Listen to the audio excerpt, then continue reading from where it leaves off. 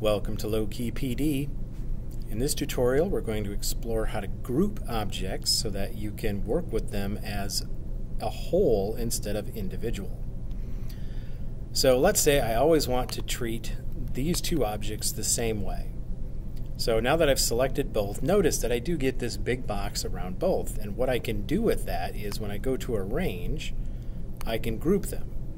Before, I can temporarily group them and do like a flip or an alignment or something like that. But now the slide, from now on until I ungroup them, will be treating them as if it's one thing. So now if I click on this, notice it just gives me the big box. And now if I want to resize this, it resizes everything that I grouped together. So I can do that with shapes. I can do that with text boxes. If you use the double tap or right click if you're on a computer, you get a lot of these different options as well. So now I've grouped these two text boxes together, and now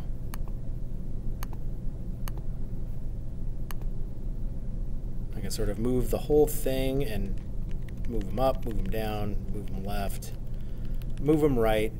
The slide thinks I'm just talking about one object at this point. Now, if you want, you can do that and apply a bunch of different organization or design, and when you're ready to, you can select the grouped objects, and then if you go to arrange, you can ungroup them, and that will break apart the group. But it will keep all of whatever design changes that you made while they were grouped together. So now if I click on this, only this text box is selected and not the whole group.